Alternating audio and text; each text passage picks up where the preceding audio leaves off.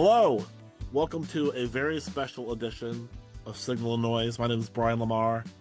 I'm with RY Rocket. Joining me today, Andrew Silosilo, sir.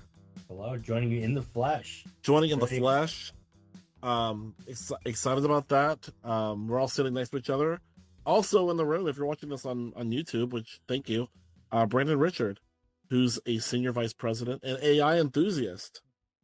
And he's the first two-timer, I think, on Signal and Noise. Signal and Noise, yeah.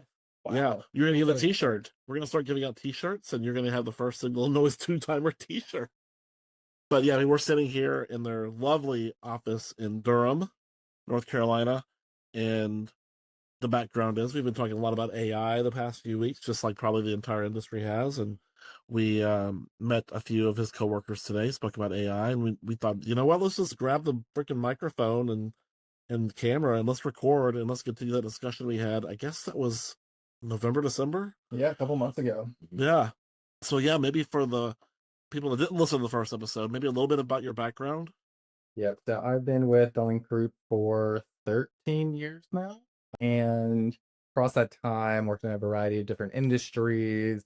And today, I mostly focus on healthcare research, qualitative research, and I'm helping lead our efforts around AI. And so trying to figure out what are the different AI ramifications for our industry, for the Link Group, what are the different tools, what are the strategies, what do we build in-house, what do we partner with people for, trying to suss out all of those different things. And one thing that I love about this is that you weren't brought on to the Link Group because you're an AI expert. You're a researcher. Mm-hmm.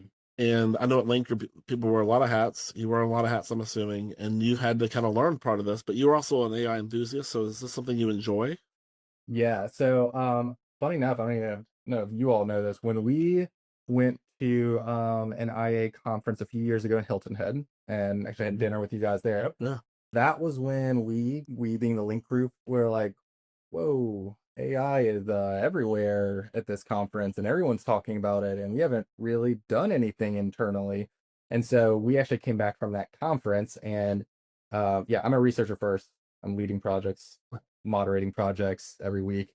But we came back and said, we got to figure out what's going on here and how this is going to impact us. So over the past, I guess that was about 4 years ago, this has kind of been my side passion next to research. And it's been cool because I've always been interested in technology, but looking at AI from a research first lens, I think has been really helpful, especially as you look at a lot of the companies coming into our industry now are not research first, they're AI first. And so I think having that balance is really important.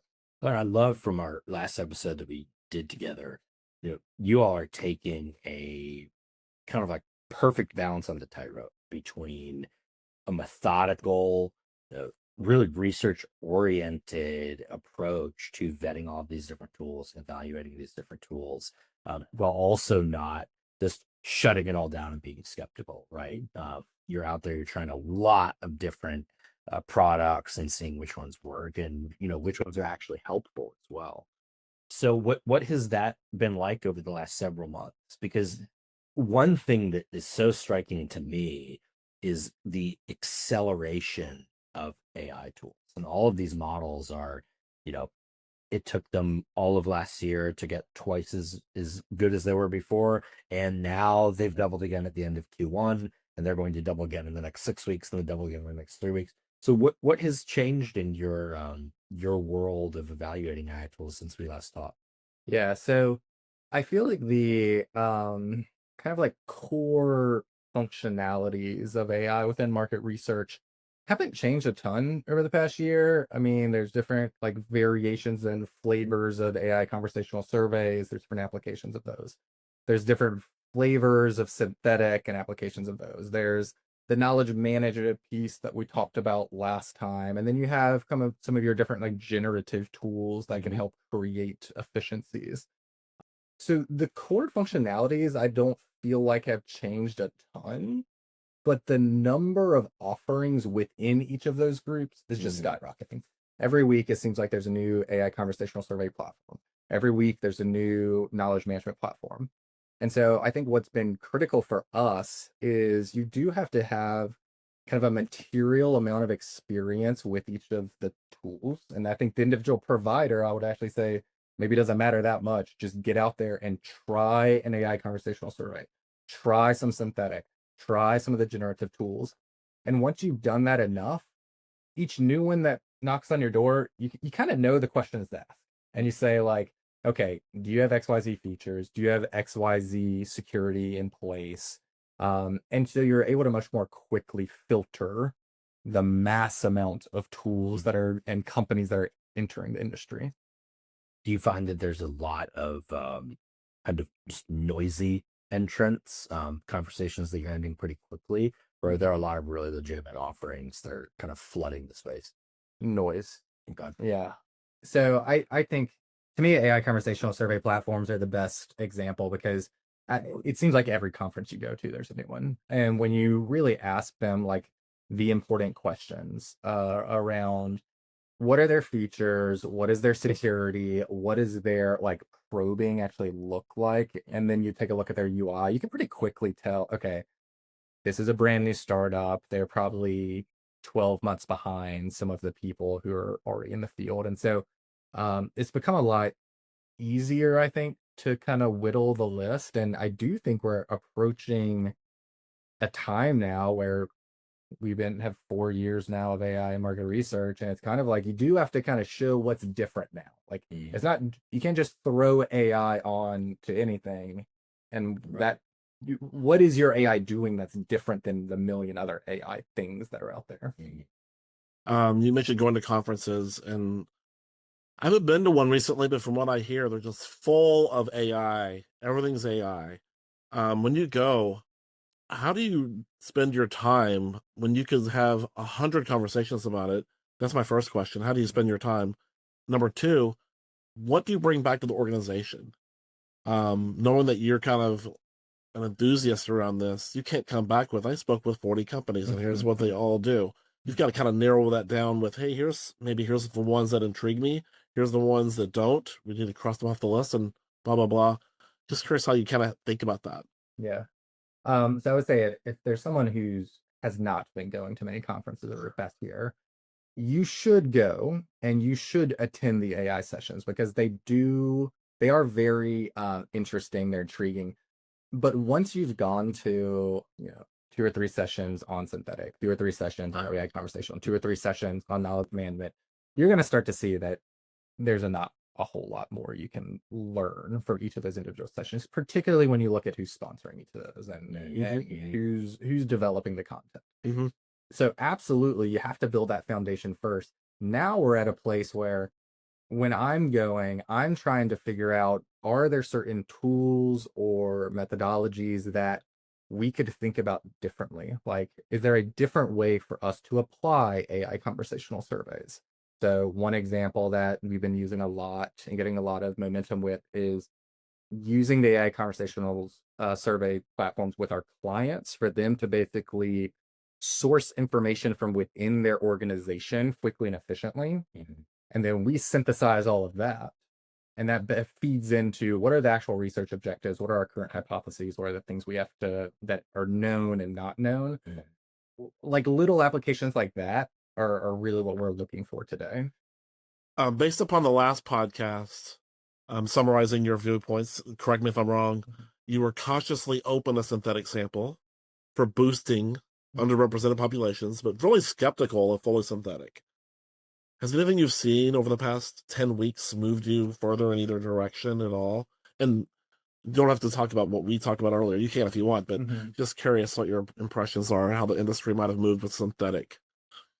Yeah, I still have a healthy amount of skepticism. I mean, I do think there's a role. I think there's more of a role when you're looking at like a project that may, or a business decision that historically maybe you just wouldn't do market research. Then yeah, maybe you can do kind of like a quick, inexpensive synthetic approach. I'm still a little hesitant around like kind of the fully automated synthetic that doesn't use any type of real human data to inform it. But yeah, maybe there's a role there. I still feel like the most realistic or for lack of a better term, best application I've seen today and that we've experimented with is augmenting or boosting or amplifying the sample from real humans. Mhm. And I think it's all about understanding like the trade-offs. Like what is it you're really going to get from that boost? Or is it going to change the business decision that you are trying to make by boosting that sample? And if you think yes, then sure, it's not terribly expensive and doesn't add a lot of time and it's low risk if you kind of make it clear what is synthetic and what's not. But I'm still a little out on the some of the claims that we hear Yeah. in the industry around synthetic. Can you give me an example of a research problem where that kind of makes perfect sense and you would change the business decision with that boost, with that implication? Yeah. So we do a fair amount of healthcare research here, and if you're trying to get insights into a rare disease, and it's just hard to recruit rare disease patients or like later line oncology patients, and you're launching a product into rare disease or a later line oncology product, then yeah, having some insights is probably better than none. And so in those cases, if you can recruit a handful of people, you can boost that sample a little bit to just hopefully give yourself a little bit more rigor. I think that's plausible. I would also argue we've been doing this forever without it. And so I still think there's kind of the debate as to like, what are you really gaining from this? And candidly, I haven't heard super compelling arguments, but I'm sure there are people smarter than me out there who could make a like compelling argument. Well, I'd love to hear, we've talked a decent amount in our last podcast about how you're using AI powered market research.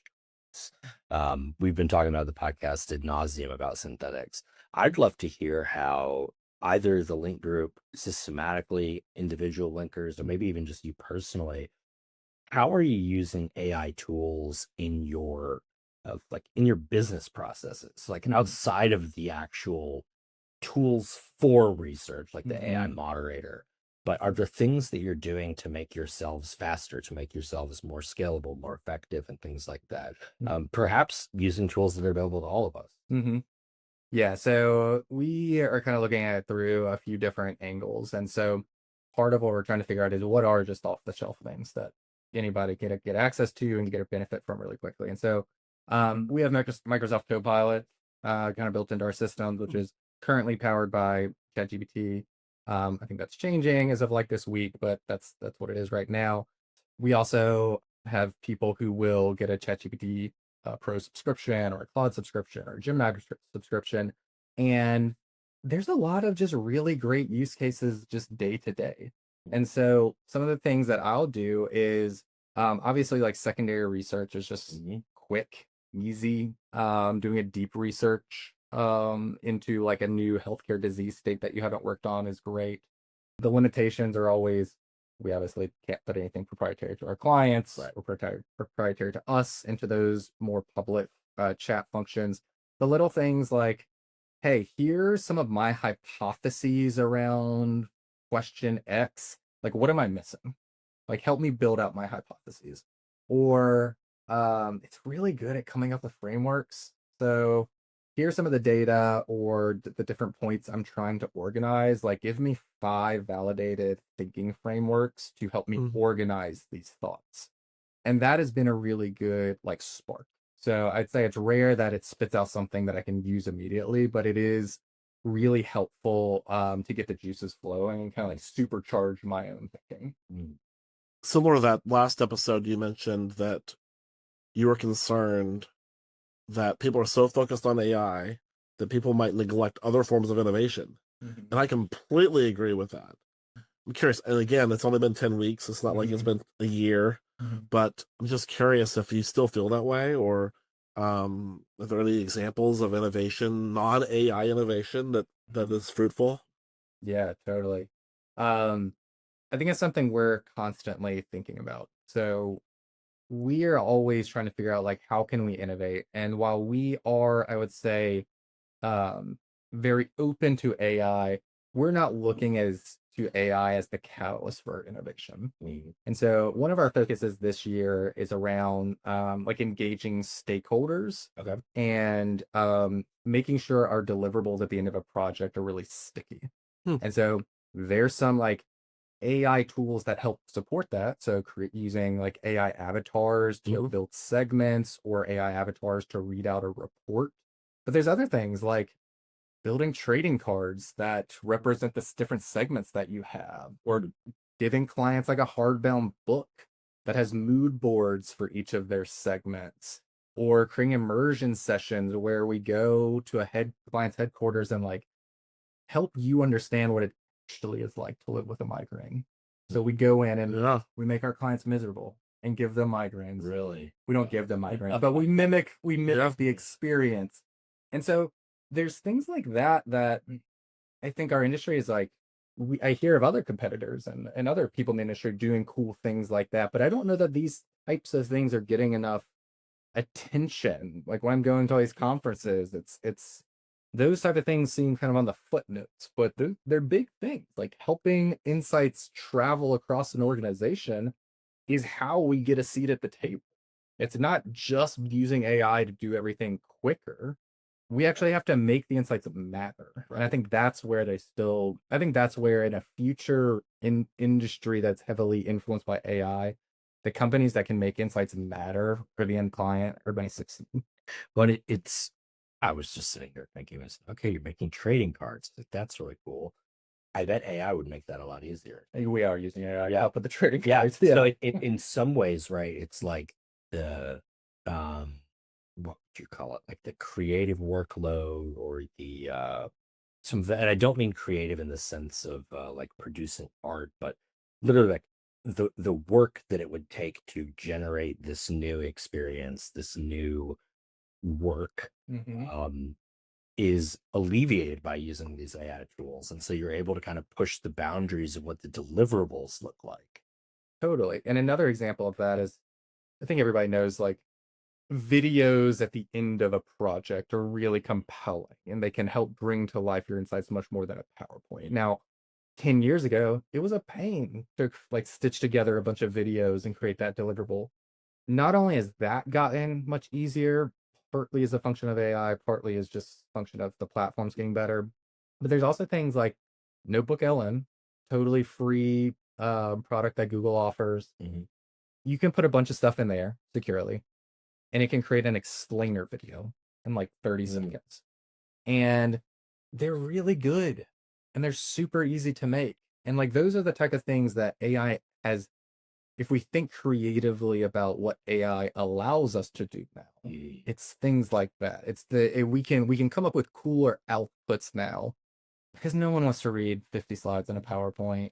No one wants to read a ton of data. We all like live in a Twitter attention world. So like we got to get those snippets of insights that can travel across an organization. What's been your favorite usage of usage of AI, but like way that you've been able to get a point across recently that you never would have been able to before? For while you kind of think about that, like if you remember, this is maybe almost a year ago, when the AI tools were sort of just becoming more usable. And you may have been there, I subjected everyone to presentations with cartoons of you and I on every single slide. But so that, but that makes me think of like, oh my gosh, that's where we were. And there was so much iteration, there were cartoons. That was just last summer. Yeah, now we can do full videos. Now we can do a full video. Yeah, and we can do a movie. Beautiful in seconds. So I just saw when you were talking about that, that made me realize that deck, that wasn't even a year ago. That deck was 9 months ago. Yeah. And here we are today. Where I can use Nano Banana to make a picture of myself driving a Lamborghini. And it looks like me. That's yeah. Two things come to mind. So one is we have a methodology called world building, where they bring an artist in who draws live during an interview, whatever the participant is saying. And so there's a lot of different applications. Like a straightforward one in healthcare would be, we're trying to figure out who is the target patient for a specific product. And so we go and interview a doctor all about this target patient. and the artist brings them to life right there. Well, So then at the end of the research, you have all of these different hand-drawn yeah. target patients with all these information, and that can really like live on in an organization. Now, so we've been doing it for a while now with a live artist. You can honestly do that with image generation Yeah. in real time. And so you can go into an interview, you can pull up Nano Banana and prompt it based on what the doctor is saying. And then you have a back and forth and say, well, how does this kind of reflect what we've been talking about? Or does it not? What do I need Yeah. to change? And so it's less precise, but it kind of gives you a similar output of just something more engaging for the respondent, something more engaging for the client. And and in that case it is AI. And there's an AI and a non-AI version of that. No, we had Andrew, this is a question for both of you, really, and I'll chime in. And you had alluded to this in the previous podcast. Is the reason I'm asking you, is that we were talking about our relationship with Qualtrics and building synthetic data, and the person on the other end of the call, very smart researcher, said, "Why would I, if I can build synthetic respondents who are longitudinal and they are relevant and they answer the right questions in a survey, why wouldn't I just ask them the business questions that we're asked to do in a survey? Why do I have to like put their data in a file and then analyze the data? Why can't I just say, here's the client's 3 business questions?" And I've thought about that question a lot the past week. I'm curious what your thoughts are. Do you think we'll get there? Have you thought about that at all since that client mentioned that? And I think in some cases we will get there. Unfortunate, in some ways, it's unfortunate that we won't have to do research in some. We'll just ask some model that's been trained over longitudinal, who knows how long, and can just answer your key business questions. Is that a year away? 5 years away? Is this a threat to research? I mean, this is a little doom and gloom again today, but I don't know. It kind of blew my mind. Right. I mean, so my initial reaction is, if you can do that, why does our industry exist? Exactly. And so do you think I think what makes a really good research partner is the human secret sauce. Yep. And it is the like intuition that when you partner with a client, you're bringing in your intuition from all the other kind of similar projects and clients you've worked with. You start to embed yourself in their strategy. You're thinking about it deeply. You're thinking about from different angles. So, I mean, if we get AGI, is it going to be able to do that? I don't know, maybe. But I guess my hope is that we as an industry maintain that secret sauce. And then I think the other piece, which is it's harder for me to wrap my head around, which is like anytime when we talk about getting answers from AI, that AI is trained on data from a moment in time and only trained on sometimes data that's 6 months old, a year old, depending how frequently you update it. And so it's hard for me to say like trust that it's like truly up to date. And how can it predict what's going to happen next? Because a lot of the question we're trying to tackle is like, what happens if X happens? What happens if we do this? And I think that's where human intuition comes into play, is like understanding the different variables at play and understanding what I've seen in the past and what happened. And I don't know. I hope AI can't do that. Yeah. I think there's 2 elements to this. The first would be that even if such an AI hypothetically is created, and maybe we need to get to AGI so that can create it and it'll create everything. And now we're having a different conversation because none of us have any jobs at all, and the robots are doing all the manual labor. And why are we doing with ourselves? So we just record podcasts. We just record podcasts all day. But I think like within the research process, if there were to be such a tool, there would be experts in how to interact with that tool, and that would become the function of research, because the scenario that you proposed assumes that we know the right single question to ask, which I think is kind of a bold assumption. How do you outline a business problem in such a way that a single question or even a set of questions provides the clear next steps in the strategy. A lot of times and by the way, with the caveat that I've only done a full service project 7 times ever, and you've probably done 400 of them. So please try that on this with me.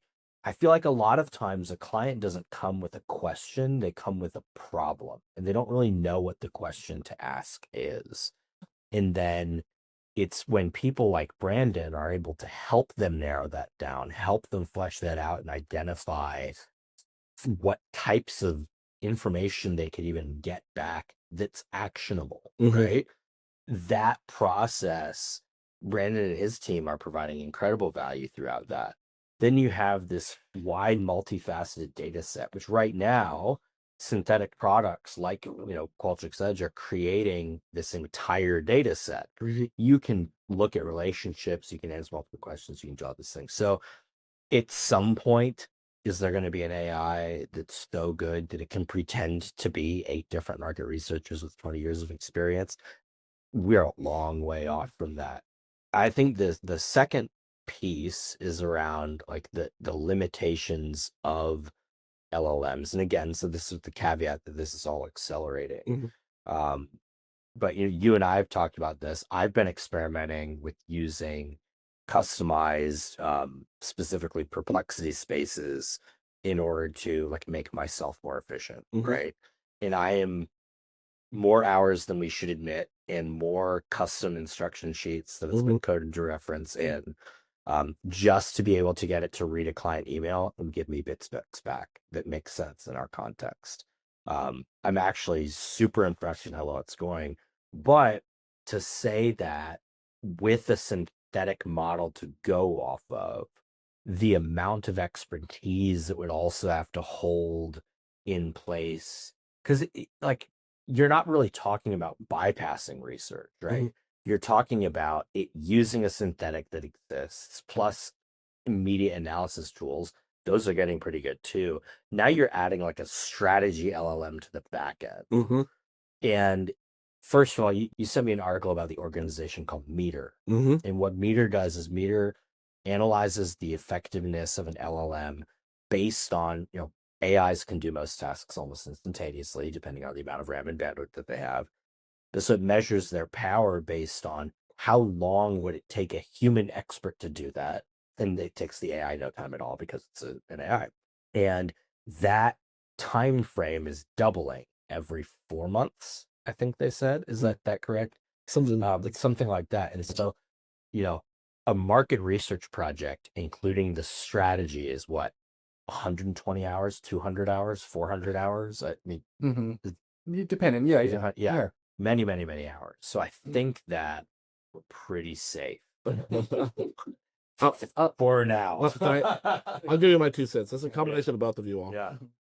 I think that the human nuance and the human brain are so wickedly unpredictable and unknown. You look at witnesses from crimes. They can't tell you what they saw. Generally, it's they're wrong all the time. I can't tell you what I did today, how I drove anywhere I went today, right? I can't tell you why I bought what I did most of the time in an unengaged category. And I do not think that AI will ever be able to understand that human nuance. Now, research, can it? That's the same challenge that we have as researchers. How do we draw that out?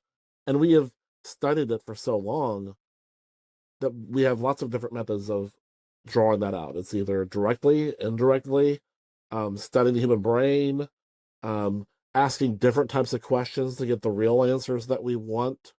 And I just don't think AI will get to that point in most cases. I just don't. What were you gonna say, Brent? Yeah, and it takes me back to what we talked about last time, which is there's some friction in the process can be a good thing. And one of the things that we started talking about in the past couple months is the magic of the process. The process of, we engage with a researcher, we go back and forth on what is the business question and the relevant research questions.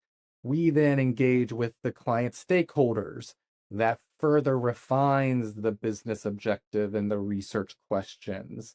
We we go back and forth on screeners, questionnaires, discussion guides. During fielding, there's back and forth and conversation. And like, there's some magic there Yeah. that if you just type in a question into an LLM, you miss all of the co-creation that happens amongst the researchers and the stakeholders, and cross-functional teams. And Yeah. you start to just have people working in silos and just working with facts that they just kind of pulled up, or quote, facts that they just pulled up from their dashboard. And I think you lose a lot. And Yeah. I guess the whole premise, if we go kind of back to your original question, is like put question in, get answer out. I think that minimizes what market research and insights actually is. I think there's a lot more to it than the final answer. It's what got you to the final answer. It raises an interesting point as well. Even the AI companies acknowledge the interactive and iterative benefit in say Super Grok and Perplexity Max Council, right? Where in order to answer a single question, it will create multiple AIs and have them debate with each other and collaborate with each other. I have not ponied up the cash to experiment with any of those yet, but the fact that those products even exist would already at this stage kind of affirm what you're saying. It's like if we just have a single person in a single portal and a single interaction, we're never going to be able to refine it to the appropriate level that you get something as valuable as what you're getting out of the market work or market research work stream right now. Yeah. And I think what's going to be most important for us as an industry is we need to make sure stakeholders and leadership understand that we do more than just give you an answer or give you a PowerPoint. Because I think the risk is that someone in leadership gets pitched, oh, we have this AI, you put business question in, get business answer out. Mm-hmm. And they're like, well, why do I need to spend all this money on like the market research department? Why do they need such a big budget? And like that could extend to marketing and any number of functionalities. Mm-hmm. And so I think it's imperative that all of us in the industry kind of sing a similar tune, that it's more than just the final output that matters. Absolutely. This was good. Yeah. I found a lot of value in just talking through some of these challenges with other people that are kind of experiencing the same thing and have a little bit different slant on it. And so to our listeners, reach out to Brandon, reach out to Andrew or I. We love these conversations because what we're saying today, who knows what it's going to look like in a month, which is kind of really crazy to say. Mm-hmm.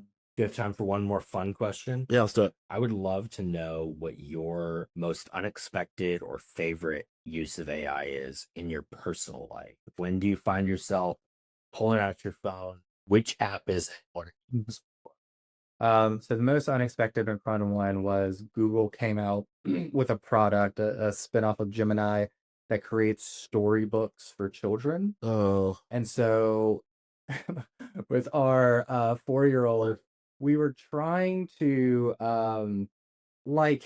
try to help him understand like what truth is. Like what does truth mean and being truthful? Yeah. And so went to the I forget the name of it, but it's like Gemini storybook creator and said, create me a book about and I upload a picture of his favorite like stuffed animal, about this stuffed animal, explaining like what it means to be truthful and why that matters.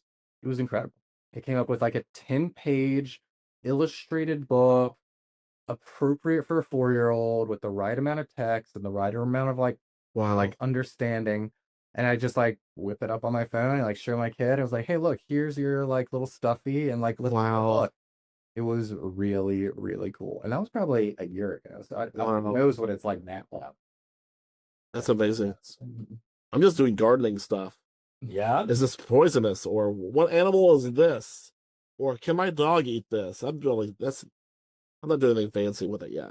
I'll use it every day. We have a field behind our house. And there's some animal tracks.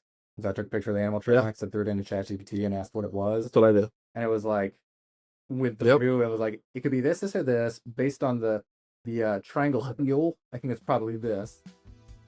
was cool. That's something. Like as a kid, I would just been like, Yeah. cool animal. Well, that Mine- Yeah. Mine was based upon the climate. Like, yeah. I was like, that was kind of cool. Yeah. Well, hey, thank you so much for joining. You guys in the link group are really doing some really cool stuff and still keeping that traditional research and trusted advisor to the industry. And so we appreciate that. And thanks for having us. Yeah. Thanks for having me. It's always fun. Absolutely. Thanks, guys.